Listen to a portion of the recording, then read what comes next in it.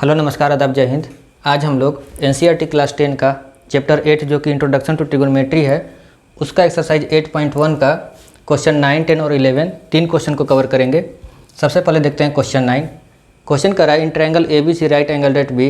एक ट्रायंगल है ABC जहाँ B के पास 90 डिग्री बन रहा है और tan A का वैल्यू दे दिया है 1/√3। तो हमें इन दोनों का वैल्यू बताना है दोनों क्वेश्चन का। चलिए सबसे पहले एक ट्रायंगल राइट ट्रायंगल ड्रा कर लेते हैं और बता रहा है क्वेश्चन में कि जहाँ 90 बन रहा है उसका नाम है B, तो B रख दिए। बाकी का A और C आपको इन दोनों में से कहीं पे रख सकते हैं। अब आपको दिया हुआ है tan A = 1/√3। गिवन है tan A = 1/√3। यहाँ पे देखिए tan थीटा का फॉर्मूला क्या होता है, परपेंडिकुलर अपॉन बेस। तो एंगल A के लिए परपेंडिकुलर क्या, CB, और बेस क्या हो गया BA। तो इसको लिख सकते हैं CB/BA = 1/√3। तो CB = BA कितना हो गया 1/√3। CB का वैल्यू कितना हो जाएगा x और BA का वैल्यू क्या हो जाएगा √3x। इन दोनों के बीच का रेशियो हम x मान लिए हैं। तो CB हो गया x और BA कितना √3x।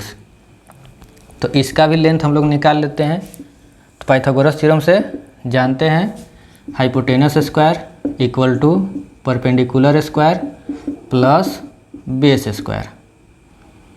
ये है कितना, CB है x और BA कितना है √3x। x का स्क्वायर प्लस 3x स्क्वायर, ये हो गया 4x स्क्वायर। तो ये किसका वैल्यू आया, CA स्क्वायर का। तो CA का वैल्यू क्या होगा, स्क्वायर उधर जाएगा स्क्वायर रूट हो जाएगा। तो CA का वैल्यू आ गया 2x, ये हो गया 2x। अब आपका फर्स्ट क्वेश्चन क्या है, sin A × cos C।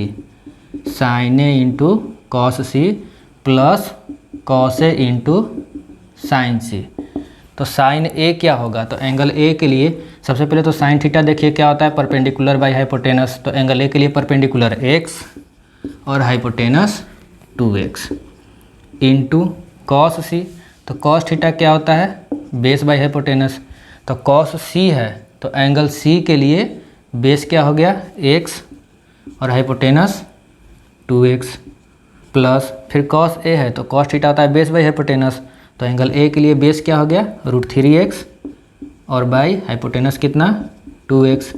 फिर sin C है तो sin थीटा होता है परपेंडिकुलर बाई हाइपोटेनस।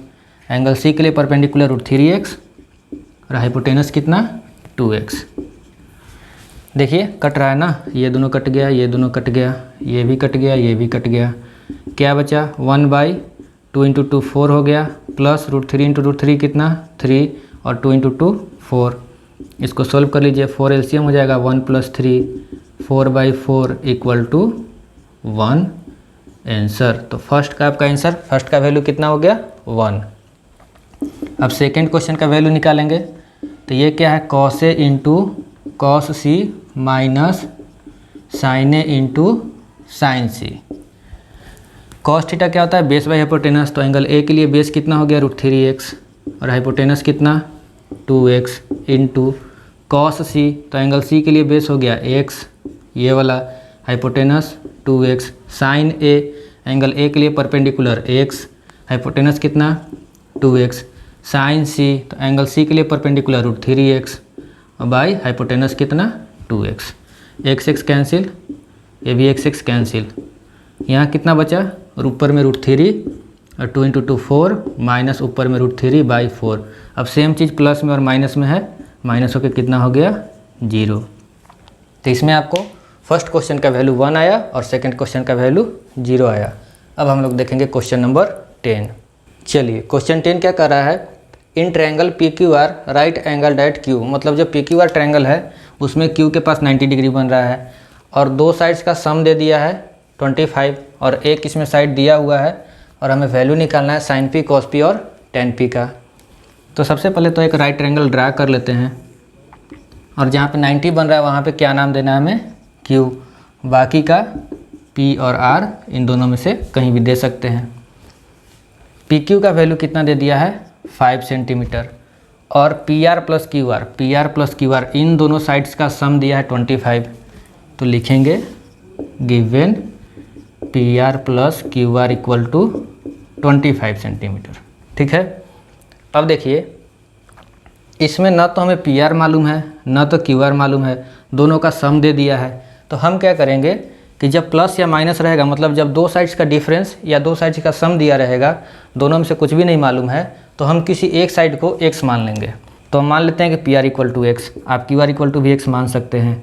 तो ये x हो गया plus Q R equal to 25, और यहाँ पे लिख देंगे कि let P R equal to x. तो क्यू आर का वैल्यू यहाँ से क्या हो जाएगा 25 माइनस एक्स, पी आर को हमने माना x, ये हो गया 25 माइनस एक्स। ठीक है, तो अब देखिए दोनों जो साइड है x के टर्म में आ गया, तो हमें तो इसका वैल्यू निकालना है ना, तो सबसे पहले इसका वैल्यू निकालेंगे। तो पाइथागोरस थ्योरम से जानते हैं हम लोग, hypotenuse square equal to perpendicular square plus base square.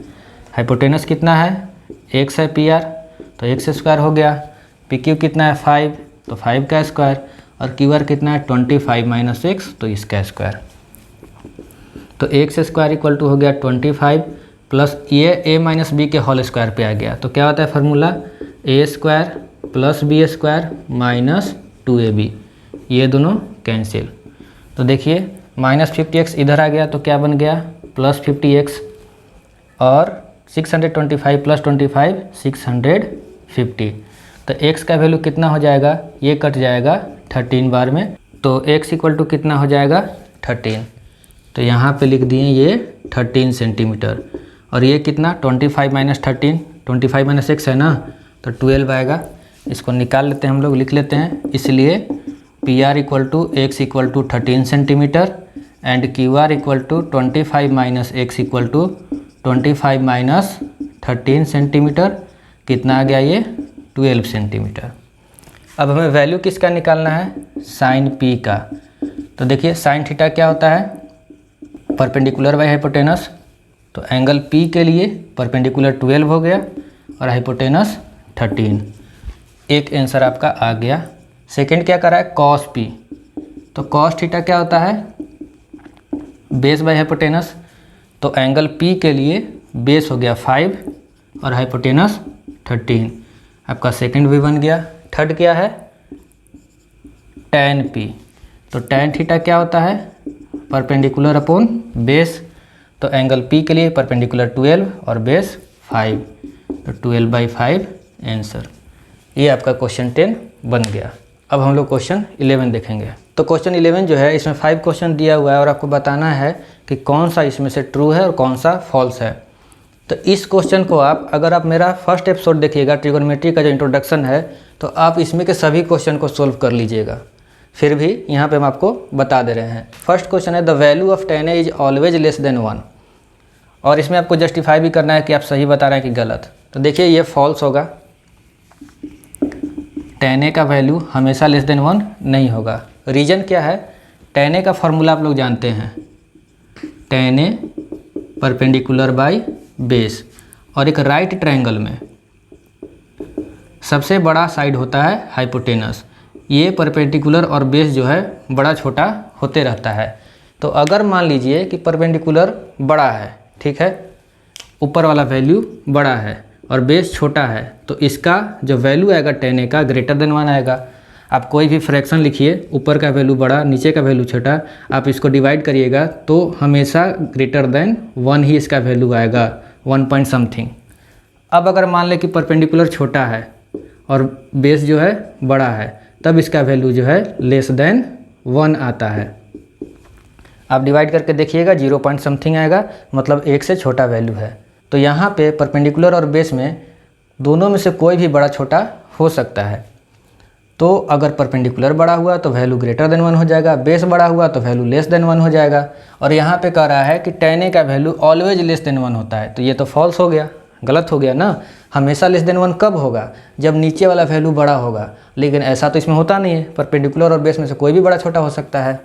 अब सेकंड देखते हैं, सेक A इक्वल टू 12/5 हो सकता है किसी एंगल A के लिए। तो सेक A समझिएगा, सेक A का फॉर्मूला क्या होता है, हाइपोटेनस बाई बेस। और आपको अभी बताएं कि राइट ट्रायंगल में सबसे बड़ा साइड हाइपोटेनस, तो सबसे बड़ा साइड ऊपर और नीचे वाला साइड छोटा। तो देखिए तो यहाँ पे 12 और 5 में 12 बड़ा है ना, और ये ऊपर है, नीचे वाला वैल्यू छोटा है, तो ऐसा हो सकता है। इसका हो जाएगा ट्रू। समझ गए? हम आपको आंसर भी जस्टिफाई करते जा रहे हैं, क्यों होगा ट्रू, क्यों होगा फॉल्स। अब देखते हैं, cos A is the abbreviation used for the cosecant of angle A। Abbreviation का मतलब संक्षिप्त रूप। क्या कोसेकेंट का संक्षिप्त रूप cos A होता है? नहीं। cos A जो है कोसाइन ऑफ एंगल A, इसको संक्षिप्त में लिखते हैं cos A। कोसाइन का शॉर्ट होता है cos, और जो कोसेकेंट है वो कॉसेक का संक्षिप्त रूप होता है। कॉसेक A को लिखा जाता है कोसेकेंट ऑफ एंगल A के बदले। इसके बदले हम लोग क्या यूज करते हैं? Cosec A। कोसेकेंट का एब्रीविएशन संक्षिप्त रूप कॉसेक, और कोसाइन का एब्रीविएशन संक्षिप्त रूप कॉस। तो क्वेश्चन में करा था कि कोसेकेंट का संक्षिप्त रूप कॉस है, तो देखिए तो गलत हो गया ना, कोसेकेंट का तो कॉसेक होता है, तो ये हो जाएगा आपका फॉल्स। ये फॉल्स हो गया। अब 4 नंबर क्वेश्चन है, cot A is the product of cot and A. इसका कहने का मतलब है कि क्या कॉट ए को हम लोग कॉट इंटू ए लिख सकते हैं? तो नहीं, ऐसा नहीं लिख सकते हैं। ये भी आपको बताए हुए क्यों, फिर भी देख लेते हैं। कॉट ए का फार्मूला क्या होता है? Base upon perpendicular. मतलब बेस और परपेंडिकुलर इन दोनों साइड्स का ये रेशियो है, ना कि इन दोनों का प्रोडक्ट है। तो ये भी आपका हो गया फॉल्स। फिर कह रहा है साइन थीटा इक्वल टू 4/3 लिख सकते हैं फॉर सम एंगल थीटा, मतलब कोई भी एंगल थीटा के लिए साइन थीटा इक्वल टू 4/3।